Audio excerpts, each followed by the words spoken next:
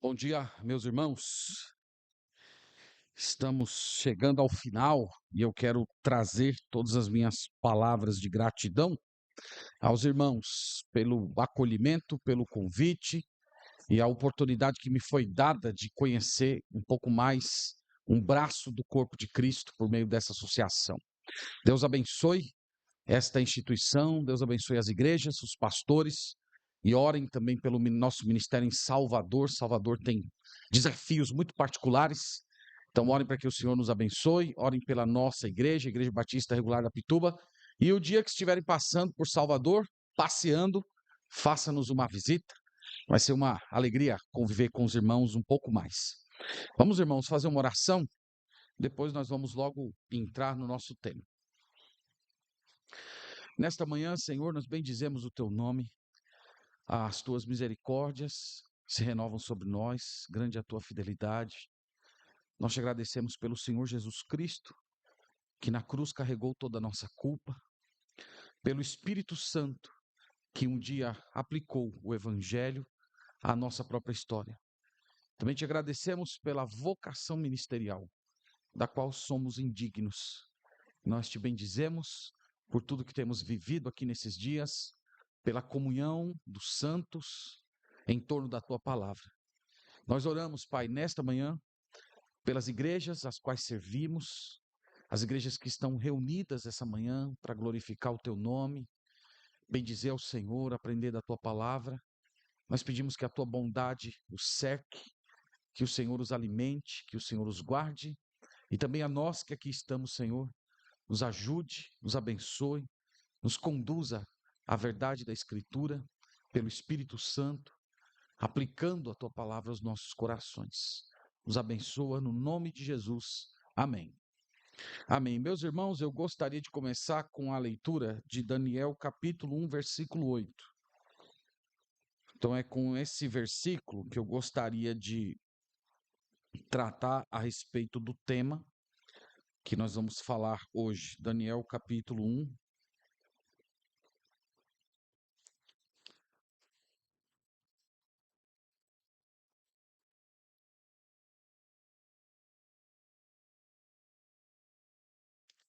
Daniel, capítulo 1, versículo 8.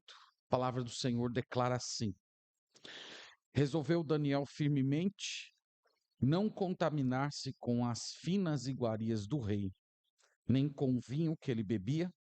Então pediu ao chefe dos eunucos que lhe permitisse não contaminar-se. Eu quero pedir licença para os irmãos, obrigado, pastor. Quero pedir licença para os irmãos para, na segunda parte da nossa fala aqui, voltar a Daniel capítulo 1, mas eu apenas queria introduzir para apresentar o tema que nós vamos falar hoje. Nós vamos falar um pouco sobre o jovem cristão e a universidade, os desafios que estão ligados a todas aquelas pessoas que entram dentro do universo universitário. Então nós vamos tratar um pouco desse tema e depois vamos tentar fazer um paralelo sobre os desafios que o jovem cristão enfrenta hoje na universidade com Daniel capítulo 1, com aqueles quatro amigos, aqueles quatro judeus que estiveram também na universidade de Nabucodonosor. Então a gente vai tentar construir esse paralelo. Mas, em primeiro lugar, eu queria começar com algumas estatísticas para os irmãos terem ideia. Se o senhor quiser, pastor, pode já apertar tudo e deixar tudo colocado aí para os irmãos terem uma ideia. Acho que tem mais um. Então, essa estatística, irmãos, ela é do Instituto Barna dos Estados Unidos. Esse instituto ele trabalha muito com pesquisas, especialmente em torno dos evangélicos, e aqui eles apresentaram informações a respeito da situação dos jovens evangélicos americanos quando entram na universidade.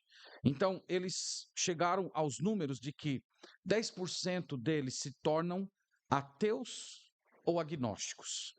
Então, um jovem cristão entra na universidade, ele se torna ateu ou agnóstico. Você sabe que agnóstico é aquela ideia de que pode ser que Deus exista.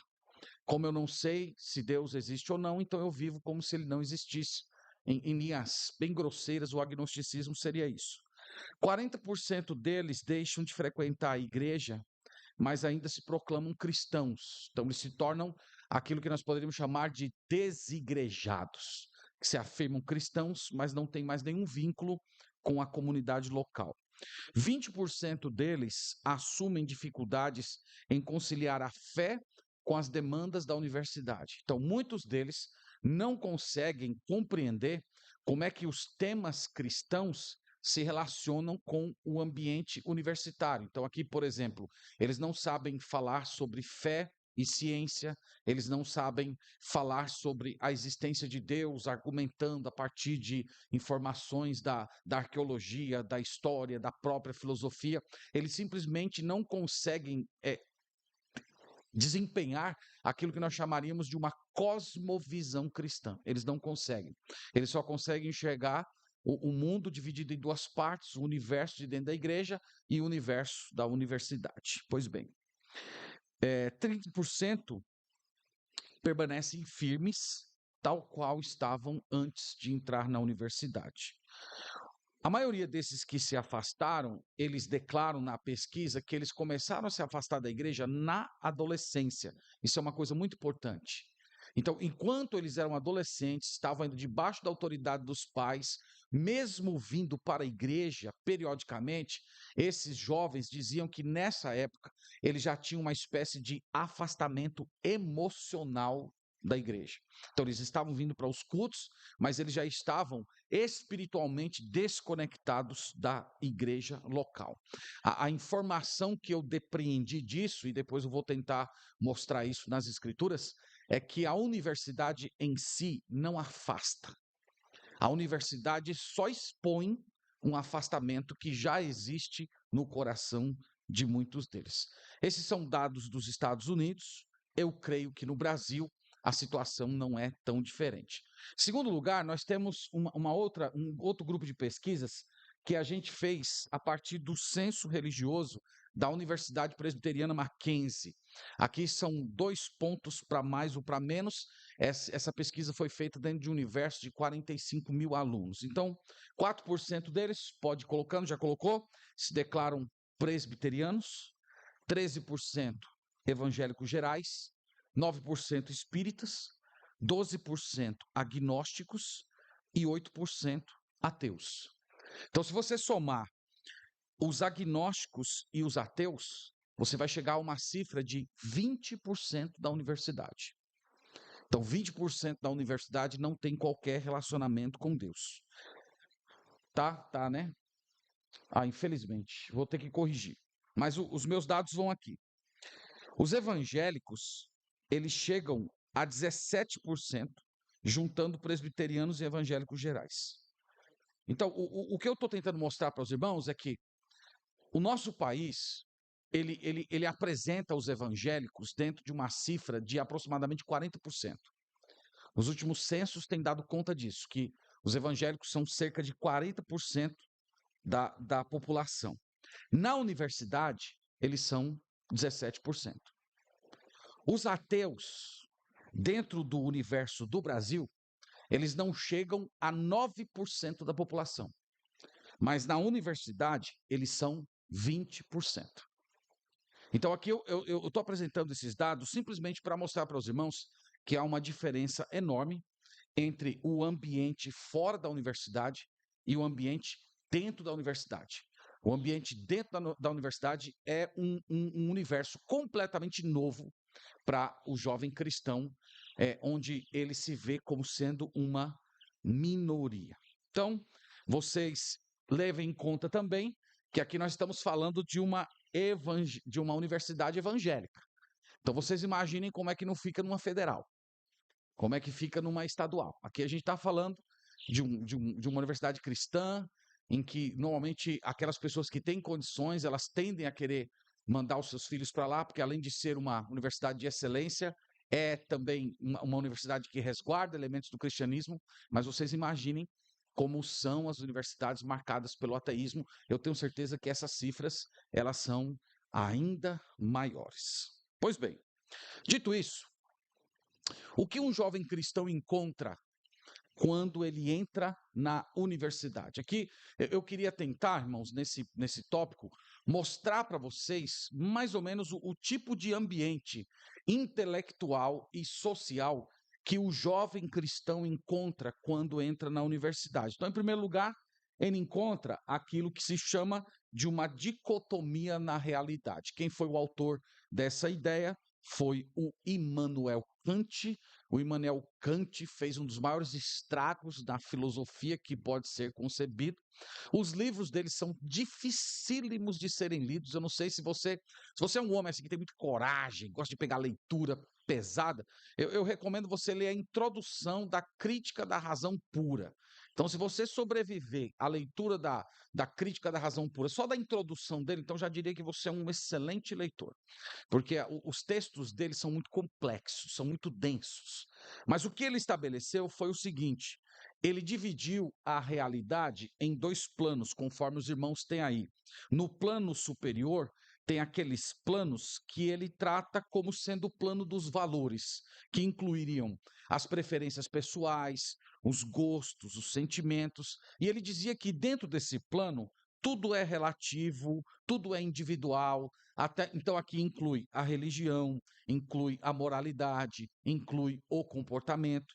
E no segundo plano, se tem o plano dos fatos, o plano científico, que são aquelas verdades que são testadas pela razão ou pela experimentação, que podem ser provadas cientificamente, que de alguma maneira elas se mostram racionais. Então, o que eu estou dizendo para os irmãos é que no argumento do Kant, todos os aspectos que são relativos à alma, à fé, ao comportamento, eles fazem parte desse primeiro plano. Eles são pessoais, eles não podem ser discutidos. Então, o que o Kant fez, ele realizou uma separação entre fé e conhecimento. Então, esse ambiente das experiências, dos relativos, que, segundo ele, devem ficar fora do ambiente acadêmico. Então, essas coisas não são levadas para a universidade. A universidade é o lugar de tratar do plano dos fatos. Dos valores,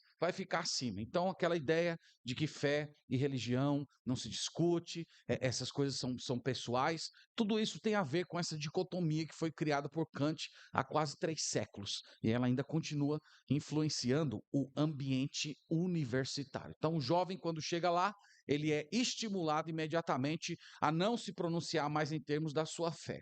Até o advento das ideias de Kant, irmãos, não havia separação entre fé e conhecimento. A fé era tido como uma forma de conhecimento, mas ela tinha a sua esfera, o seu ambiente de investigação, e havia também o ambiente material da investigação do universo físico. Mas a partir de Kant, ele causou uma divisão, e a partir dessa divisão dele, mais uns anos depois, nós vamos ver não só a ciência sendo separada da fé, mas a ciência capturando a teologia. A teologia, que sempre foi conhecida como a mãe de todas as ciências, ela é capturada pelo iluminismo para ser provada racionalmente, né, entre aspas muito grandes. Segundo lugar, o que mais que um jovem cristão tem de lidar quando entra na universidade? Ele tem que lidar com o naturalismo, o materialismo e o ateísmo. Então, o naturalismo é aquela crença de que apenas forças naturais operam no mundo. Então, a ideia de que não há nada além do mundo natural. Então, o jovem cristão, ele aprende que tudo pode ser explicado a partir da natureza. Não há espaço para sobrenatural. Não há espaço para uma intervenção divina dentro desse universo. Então, tudo deve ser explicado a partir da própria natureza.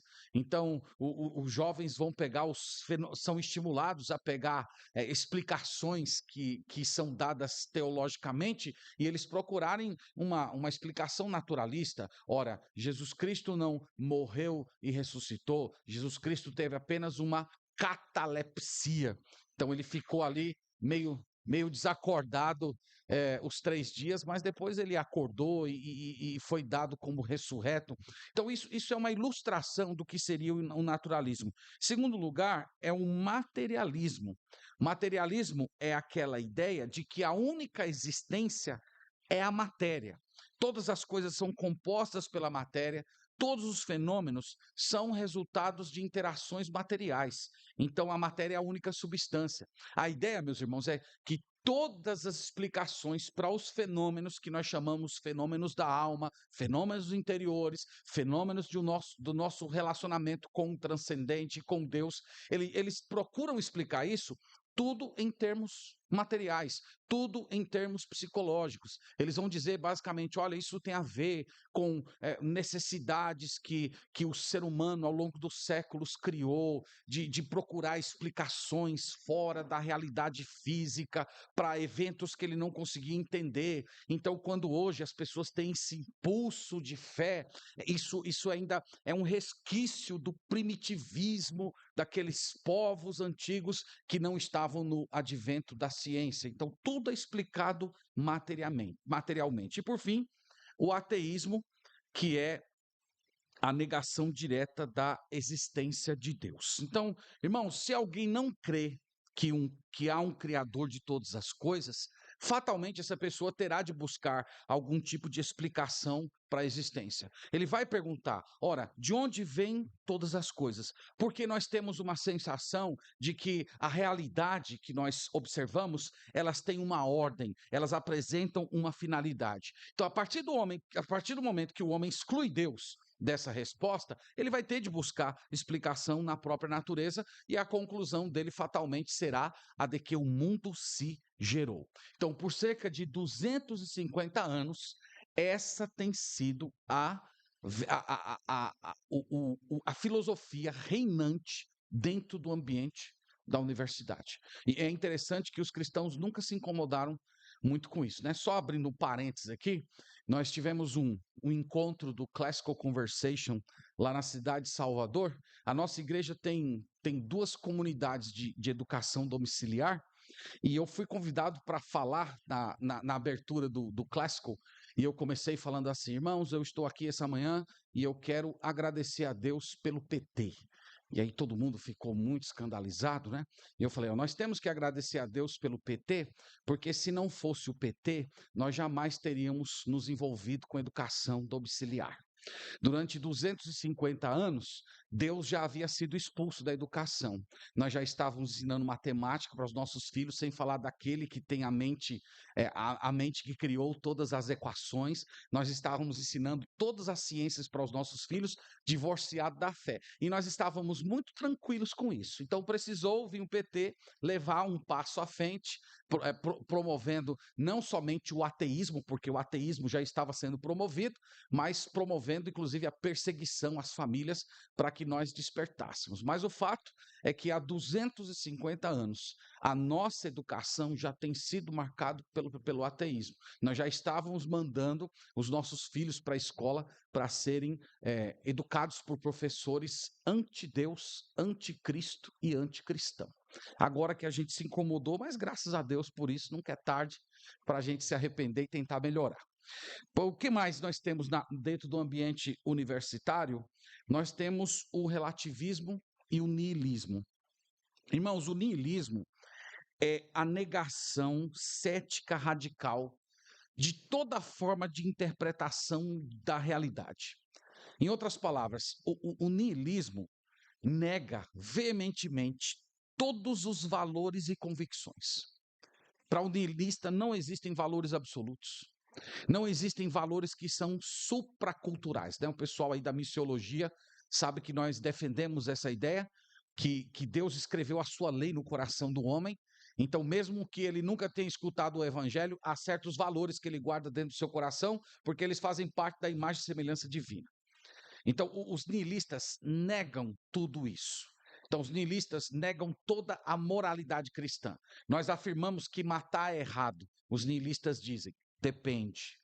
Nós dizemos que ter uma vida moral correta é um modo de vida aceitável. Os niilistas dizem: a moralidade é uma construção que você mesmo faz. Você tem que construir a sua moral. E por aí vai. Então, o jovem cristão, quando entra na universidade, ele vai ter que lidar com o niilismo de muitos dos seus professores e colegas. Além disso, o relativismo. O relativismo é aquela ideia de que não existe uma verdade absoluta, que não existem certos valores que são intrínsecos, mas que tudo é subjetivo, que tudo é relativo, que tudo depende da percepção, que tudo depende do tempo. Ora, meus irmãos, se nós cremos que existe um Deus, esse Deus nos vem a nós e diz o que é certo e errado. Se nós declaramos que Deus não existe, quem é que vai dizer o certo e o errado? O homem vai dizer o que é certo e errado. E como todos os homens são diferentes, naturalmente a verdade se torna relativa. Cada um estabelece o que é certo. Portanto, como diz lá nos Irmãos Kamarasov, do Dostoiévski, se Deus não existe, tudo é possível, você pode fazer aquilo que você quiser, cada um vai estabelecer o que é correto, todo comportamento vai ser correto. Então, isso é o que o jovem cristão precisa encontrar na universidade. Quarto lugar, ele também vai encontrar todo o marxismo com seus desdobramentos.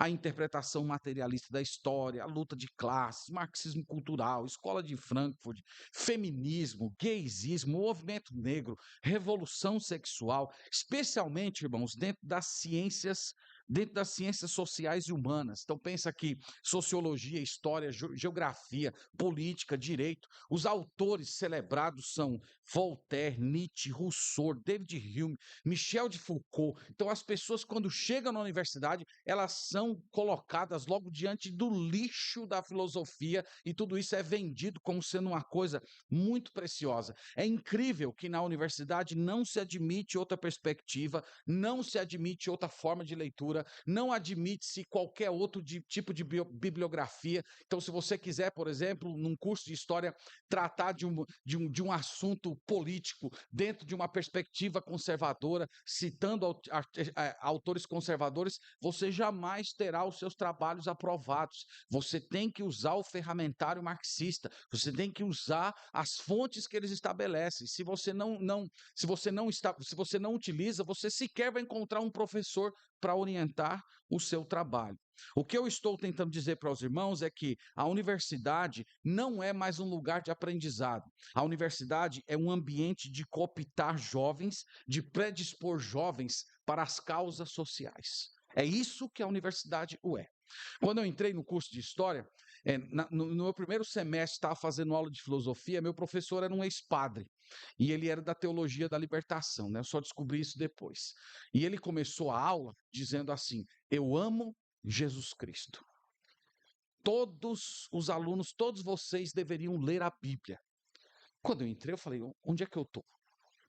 Me falaram que a universidade é um ambiente de anticristianismo, e esse professor está dizendo que ama Jesus e que todo mundo deveria ler a Bíblia. Eu falei: esse cara vai ser meu amigo.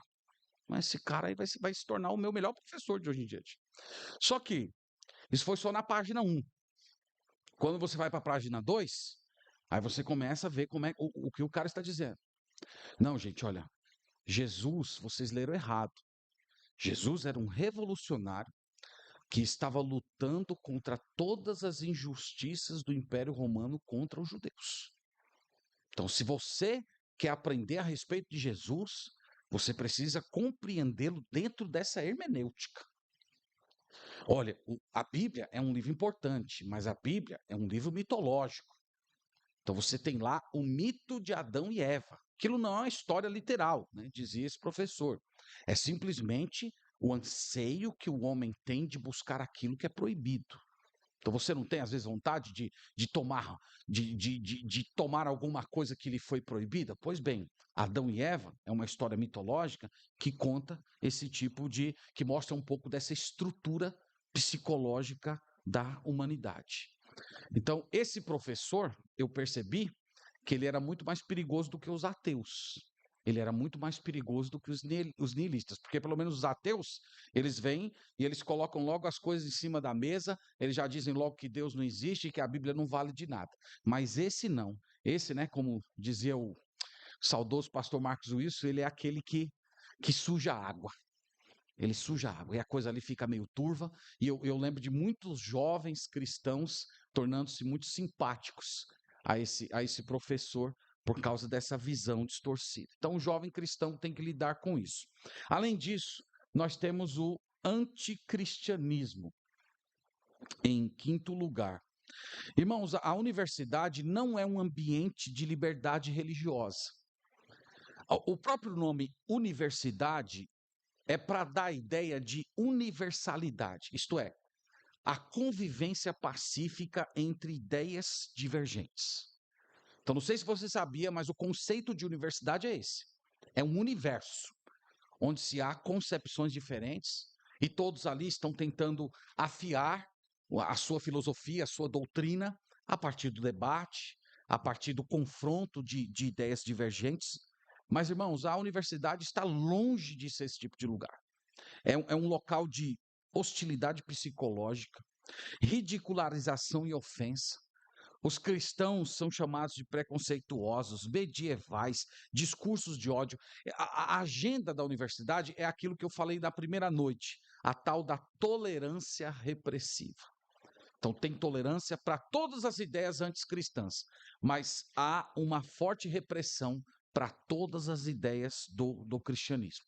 Então, professores ateus e agnósticos ensinam que crenças religiosas são um tipo de coisa que deve se abandonar quando entra na universidade. Eles apelam muito para o ego do aluno, mostrando assim: olha, agora você está numa outra fase da sua vida, você está entrando numa fase de maturidade. Então, uma vez que você está se tornando independente, assumindo a sua maioridade psicológica, está na hora de você abandonar a infantilidade. E infantilidade é ser cristão, é acreditar que Deus existe e é crer que a Bíblia é a palavra de Deus. Então, tudo isso fica do lado de fora. Agora você está aqui para se tornar um cientista, né? A Bíblia é um livro de fábulas ultrapassadas, de crenças que para nada servem e que o conhecimento de Deus é completamente incompatível com a ciência. Então, o jovem cristão, ele vai ter que lidar com isso. Sexto lugar, aqui eu considero o pior de todos, a chamada pressão do grupo. O jovem cristão, de modo geral, se sente só, e para ter a aceitação do grupo, ele meio que começa a abandonar os seus valores. Ao mesmo tempo, ele é exposto a todo tipo de comportamento pervertido: bebida, drogas, balada, pornografia, sexo livre.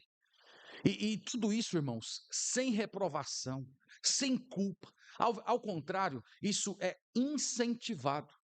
E eu queria dizer para os irmãos que isso é muito mais sedutor do que a filosofia. É muito mais sedutor do que todas as coisas que eu acabei de citar para os irmãos. Muitos jovens cristãos, eles se tornam relativistas na universidade, não foi porque leram Nietzsche, não foi porque tiveram aulas a respeito de Michel de Foucault, mas porque eles se permitiram ser levados pelas paixões que fazem guerra contra a alma, como disse o apóstolo Paulo. Então, meus irmãos, para a gente fechar esse ponto aqui, é para esse ambiente que os nossos jovens vão. Um verdadeiro campo de batalha. Nós poderíamos dizer que a maioria das horas produtivas dos nossos jovens estão nesse ambiente.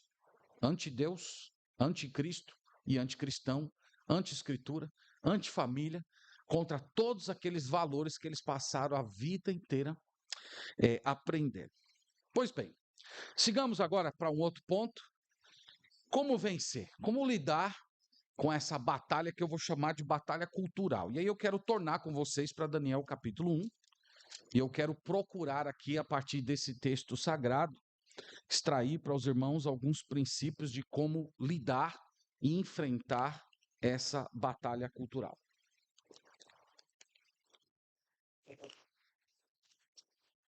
São 3 pontos aí. Tá bom.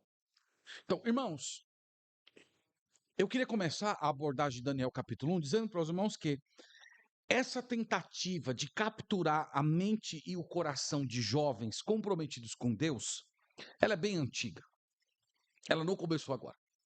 Daniel é um estudo de caso, mas a gente poderia até citar outros. A gente poderia falar de Moisés, a gente poderia falar de José, a gente poderia falar de tantas outras pessoas que tiveram que lidar dentro do seu contexto com esse tipo de situação. Então vamos começar com a estratégia de Nabucodonosor. Então a estratégia de Nabucodonosor pode ser vista a partir do verso 2. Vamos ler por gentileza. Verso 2 que diz assim: O Senhor lhe entregou nas mãos a Jeoaquim, rei de Judá, e alguns dos utensílios da casa de Deus. A estes levou-os para a terra de Sinar, para a casa do seu Deus, e os pôs na casa do tesouro do seu Deus. Então, irmãos, por que Nabucodonosor fez isso? Porque Nabucodonosor pegou os utensílios consagrados lá do Templo de Salomão e ele levou para a terra da Babilônia e colocou dentre diversos altares de deuses pagãos, ele colocou lá um altar a Yahvé, no qual os seus objetos consagrados estavam presentes. Por que ele fez isso? Isso aqui, irmãos, nós poderíamos dizer que é uma forma embrionária de pluralismo. A ideia é que o jovem hebreu ele deveria entrar no templo pagão da Babilônia e ele perceber que Yahvé era apenas um Deus entre vários deuses. Então isso aqui é o que nós chamamos hoje de pluralismo. E o ambiente universitário trabalha para formar esse tipo de mentalidade no jovem. Olha, jovem, o cristianismo é apenas mais uma religião entre várias. Então você é cristão? Eu escutei isso na universidade. Você é cristão porque você nasceu no Brasil, você nasceu numa família cristã, mas, por exemplo, se você tivesse nascido na Índia, lá você seria alguém daquelas religiões de castas. Se você tivesse nascido na China, você ia ser um confucionista, e por aí vai. Se você tivesse nascido em um país islâmico, você ia ser muçulmano. Então, o cristianismo é apenas mais uma religião entre todas. Então, o Nabucodonosor, ele já havia capturado esse tipo de mentalidade logo no estabelecimento do seu governo. Pois bem, no verso 3, nós temos mais uma das estratégias de Nabucodonosor. O texto sagrado diz assim: Disse o rei a Aspenaz, chefe dos seus eunucos, que trouxesse alguns dos filhos de Israel, tanto da linhagem real como dos nobres. Então, o segundo lugar, irmãos, por que levar jovens brilhantes, judeus, para viver dentro do palácio, aprender a cultura, aprender a língua? Por que colocar os jovens dentro desse ambiente? Ora, meus irmãos, ele fez isso para que esses jovens eles rompessem com a sua história, eles rompessem com a sua fé, eles rompessem com seus valores familiares, eles rompessem com as formas de comportamento do judeu. Então ele traz esses jovens para dentro da sua própria universidade. Ele quebra o ambiente familiar, ele quebra os vínculos afetivos, os vínculos de fé, e ele traz esses jovens para dentro da sua universidade. Então Alexandre o Grande também fez uso dessa estratégia.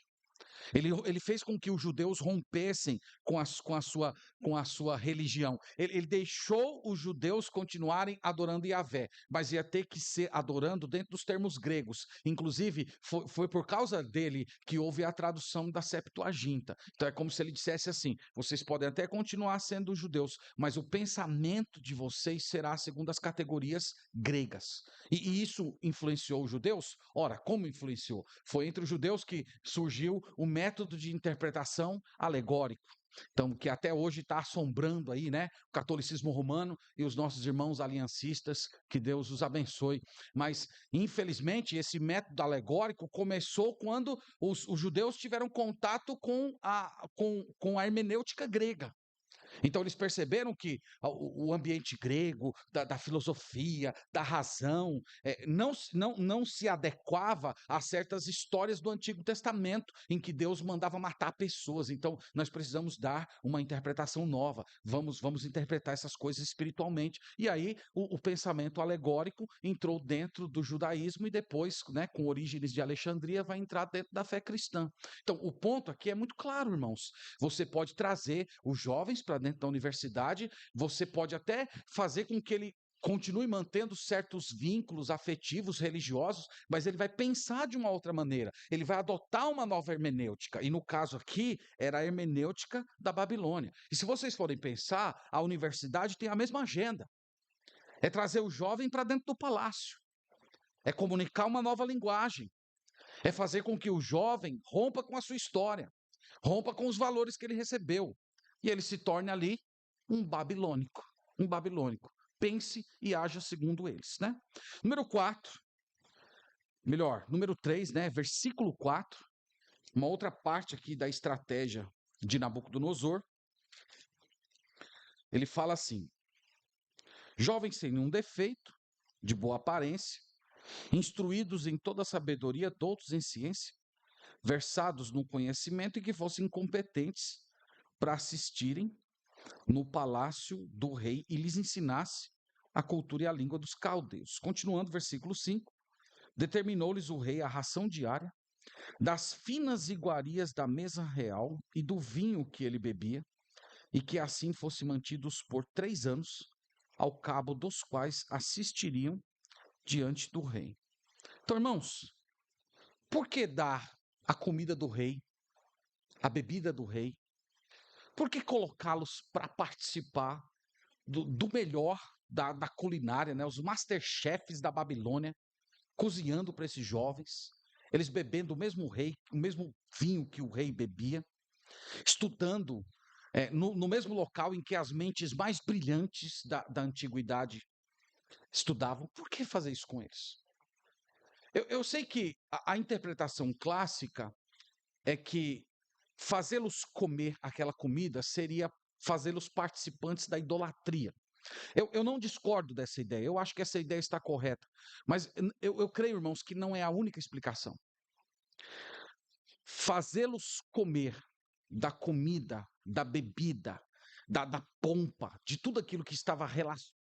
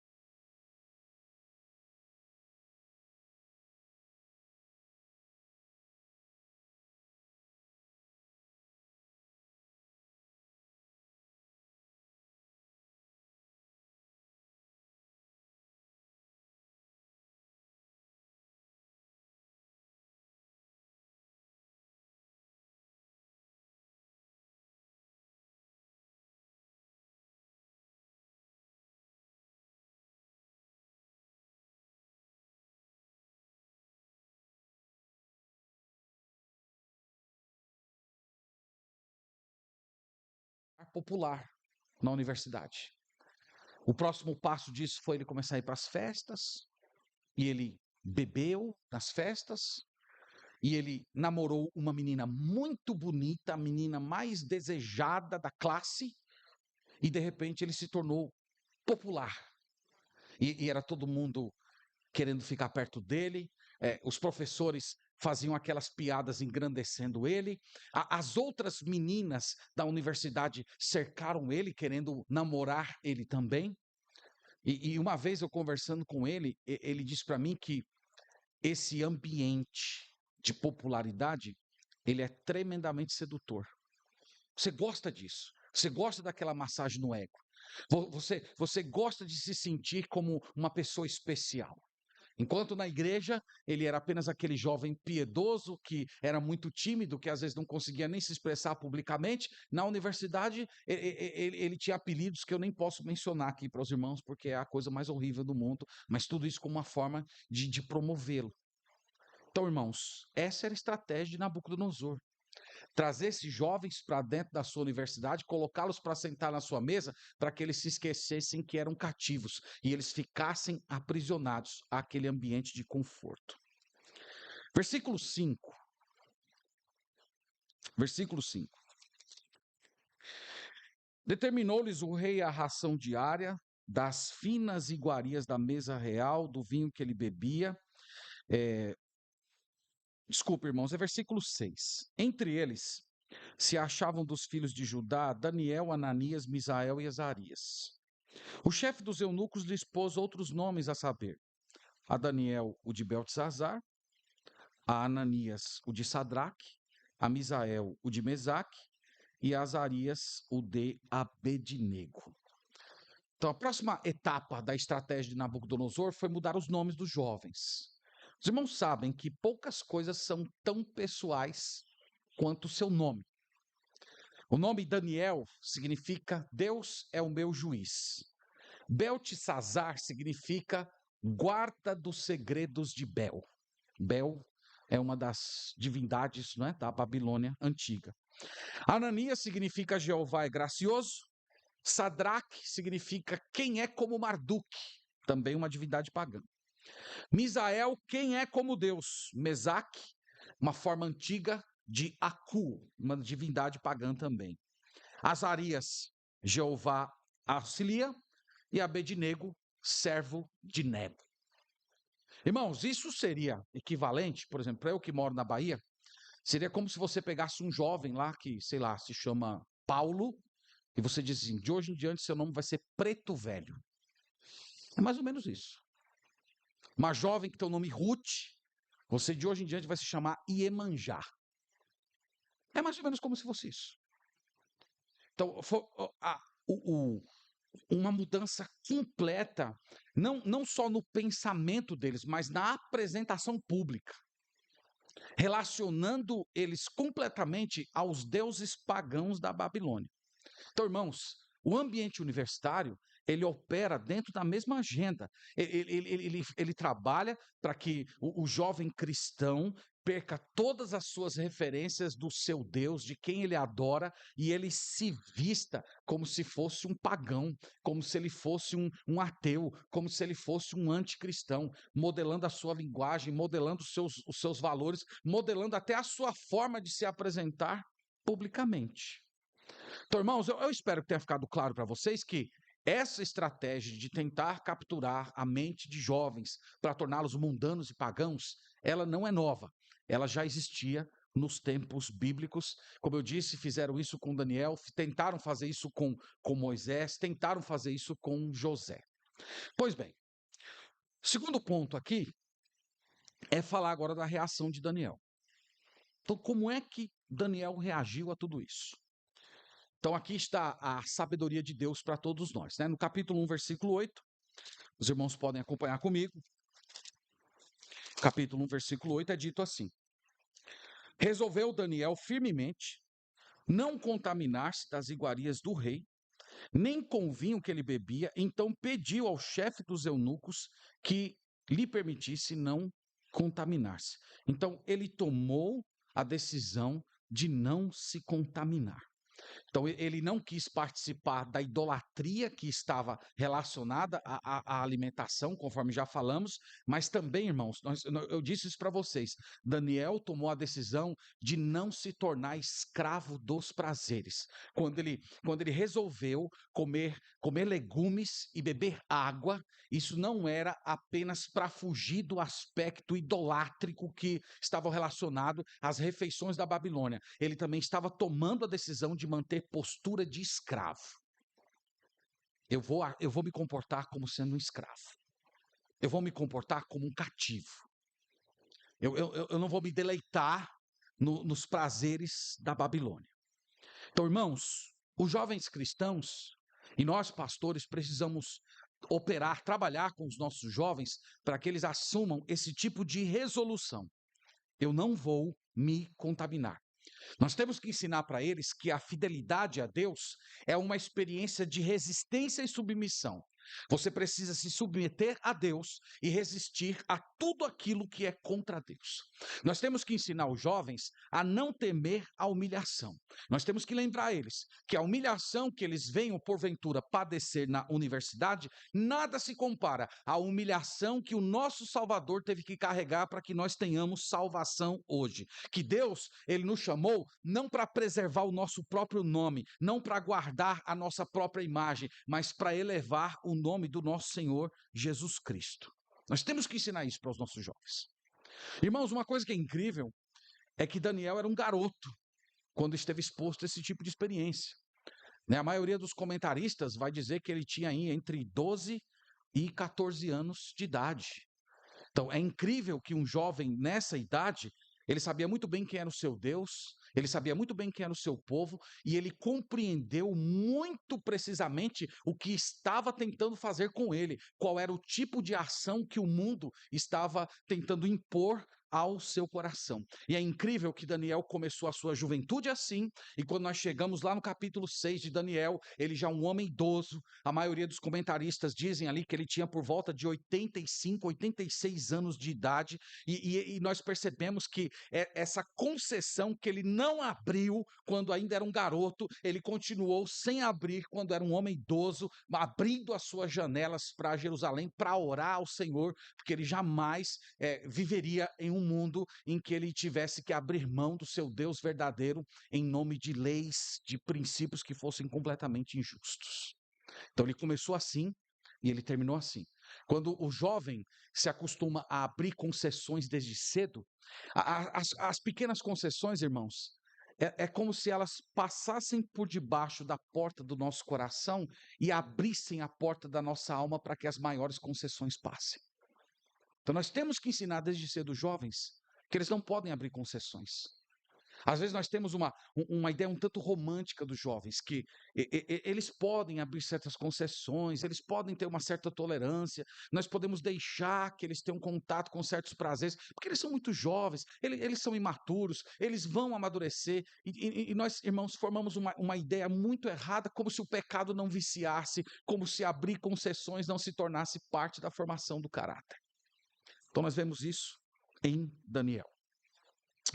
A última etapa aqui da nossa meditação é a recompensa de Deus. Então, irmãos, valeu a pena Daniel fazer isso? Valeu a pena? Valeu a pena essa experiência de submissão a Deus, de rejeição dos prazeres, de viver como um cativo, de viver como um peregrino? Está lá, versículo 9. Muito bonito o versículo 9. Aqui é a esperança para a gente e para os nossos jovens.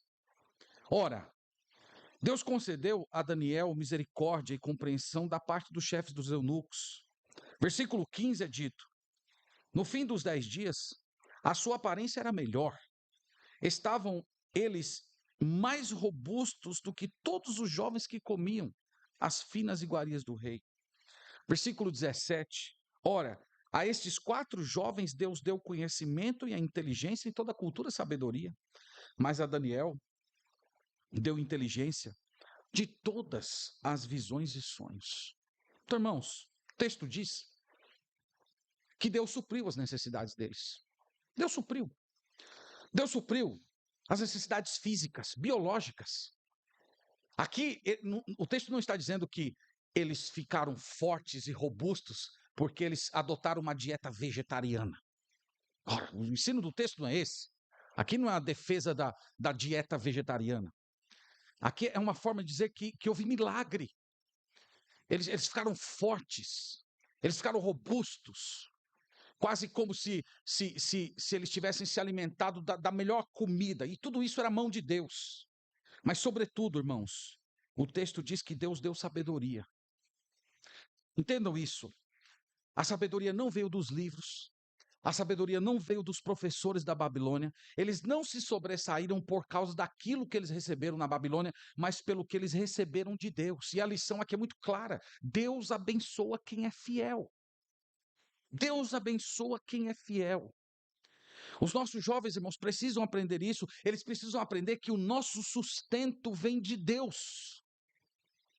que é Deus que nos guarda, é Deus que nos abençoa, é Deus que nos dá oportunidades, que nós não precisamos vender a nossa alma, nós não precisamos abrir mão da nossa fé em nome de ter algum tipo de sustento. Nós não podemos abrir mão do Senhor por causa de alguma forma de conforto. Deus é todo poderoso para prover todos os meios para que nós consigamos viver para a glória do Senhor.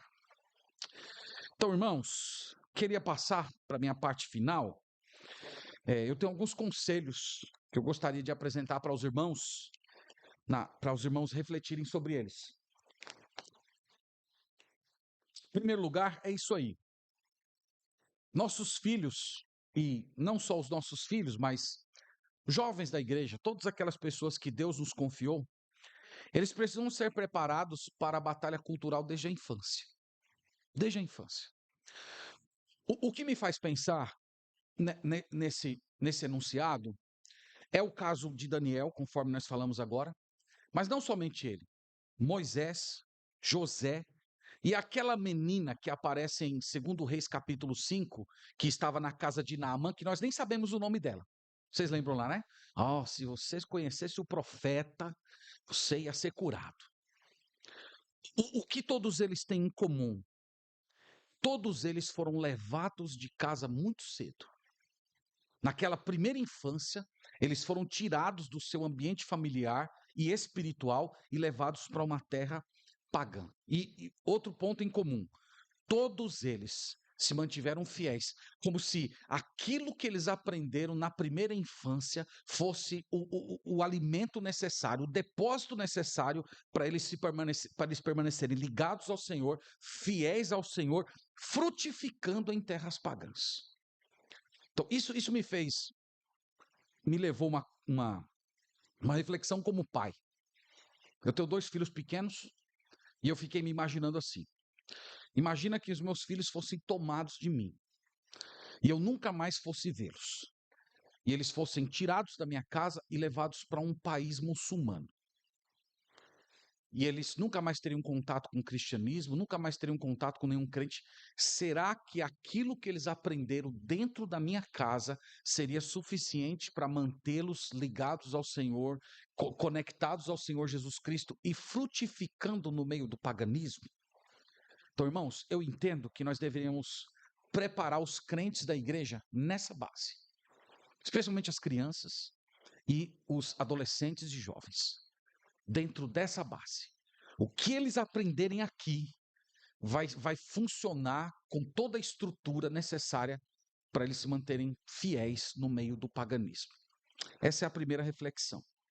A segunda é que o ambiente de pecado não desvia ninguém. Eu estou falando isso porque já se tornou comum, na boca do crente comum eu já tenho escutado isso, mas também até na fala de alguns pastores. Fulano depois que foi para a universidade se desviou. Francamente, irmãos, eu tenho sérias resistências com esse tipo de pensamento. Eu acredito que a universidade expõe o desvio que já havia no coração. Em Atos capítulo 7, falando lá no sermão de Estevão, ele fala que quando Israel construiu o bezerro de ouro, a linguagem que ele usa lá é muito interessante, ele fala assim, e no coração voltaram para o Egito. Então, eles não voltaram para o Egito no sentido de tornar para a terra, se mudar para lá. Mas no coração, nos afetos, eles eram pagãos, eles eram egípcios. E foi por isso que eles fizeram objetos de idolatria. Então, irmãos, há muitos jovens que estão nessa condição. Eles estão na igreja, mas no coração, eles já voltaram para o Egito. Eles já estão lá. Os afetos deles já estão lá. Eles já rejeitaram o governo de Deus. E quando eles são tirados do ambiente que normalmente coloca algum tipo de limite neles, e são expostos a um ambiente de pecado, as paixões afloram e a máscara cai. Com quem é de Deus é diferente. Olha o exemplo de Daniel. Olha o exemplo de Daniel. Irmãos, um crente verdadeiro, quanto mais oprimido, quanto mais acossado, quanto mais estrangulado, mais ele brilha.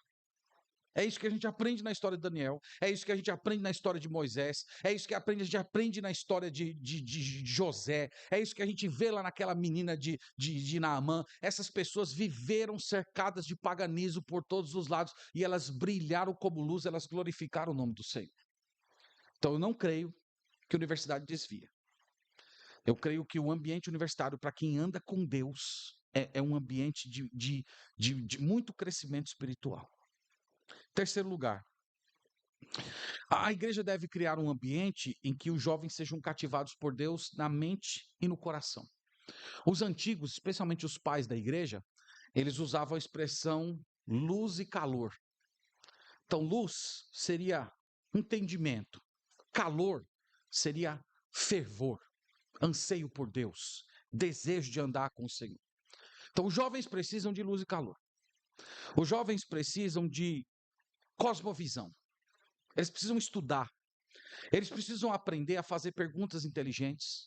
Eles precisam saber, irmãos, que boa parte desses enunciados que nós lemos lá na primeira parte do sermão, do Kant, do iluminismo, do racionalismo, todos eles já foram refutados, que há princípios que são retirados de biologia, da história, da filosofia, da arqueologia, e o jovem cristão pode aprender a usar essas ferramentas e ao mesmo tempo se aproximar de outros jovens que andam com o Senhor, para um inspirar o outro, se estimular, colar nos estudos, conhecendo bem o evangelho e mantendo firme aquela perspectiva de quem ele é. Eu sou um peregrino. Eu sou um peregrino, eu estou no meio do paganismo, mas aqui todos os dias eu vou abrir as janelas da minha alma para olhar para Jerusalém celestial e lembrar quem eu sou. Então, os jovens precisam de luz e calor. Eles precisam de conhecimento. Tem muito, irmãos, nós vivemos numa geração que nesse sentido é muito privilegiada. Muito material cristão, de muita profundidade já foi produzido, em que se confronta e mostra os furos de todas essas ideologias que nós temos visto nesses últimos dias. O jovem precisa ter contato com isso, mas ele também precisa de ter fervor, ele precisa ser consagrado, ele precisa ter vida devocional frutífera, ele deve se aproximar de pessoas que o inspirem, que ajudem ele a crescer em comunhão com o Senhor. Se os nossos jovens, irmãos, tiverem preparação intelectual e eles andarem com Deus, eles vão virar as universidades de cabeça para baixo. Por fim, a igreja deve criar um ambiente de mentoreamento. Mentoreamento, eu quero dizer, os cristãos mais velhos, experientes, espirituais, ajudando os mais jovens. Então, eu não sei se acontece aqui na realidade dos irmãos, mas lá na nossa realidade, eu até mencionei, vem muitos jovens do interior estudar na capital. E às vezes eles ficam na capital sem qualquer tipo de convivência familiar. Muitas vezes nem tiveram. E eles vêm para uma capital, não tem qualquer estrutura de família. E nesse sentido, a igreja pode ser uma bênção. Os irmãos convidando esses jovens para ir para suas casas, convidando para almoçar, para passar um dia lá com seus filhos, e terem momentos de comunhão, de conversa, de irmãos mais velhos da igreja, agindo como se fossem pais desses jovens. Isso é uma bênção, né? Respondendo perguntas, aconselhando, orientando, criando um ambiente de prestação de contas, como é que o jovem está na sua vida moral, na sua vida espiritual. Isso é uma coisa maravilhosa, irmãos, quando acontece dentro da igreja. Então, irmãos, é dessa maneira que nós batalhamos aí nessa enorme luta cultural que nós estamos envolvidos. Eu espero que Deus nos abençoe, que Ele tenha misericórdia de nós, que nós sejamos sensíveis a essas realidades, instrumentos de Deus para abençoar o povo que o Senhor nos confiou, para a glória do Senhor e para o nosso bem. Obrigado, meus irmãos. Deus abençoe. Convidar o presidente para chegar aqui à frente. Enquanto ele chega, eu vou fazer apenas uma oração agradecendo ao Senhor. Deus, tudo que nós falamos aqui, Senhor, nesta manhã foi na Tua presença. Nós te agradecemos pelo privilégio de meditar a respeito desses assuntos e pedimos que o Senhor nos ajude a estarmos prontos para essa batalha cultural e sermos instrumentos de Deus para munir aqueles que o Senhor nos confiou dessas mesmas ferramentas, para que eles não apenas permaneçam fiéis, mas, sobretudo, que sejam frutíferos, glorificando o Teu nome nesse ambiente pagão. Nós pedimos isso no nome de Jesus. Amém. Amém.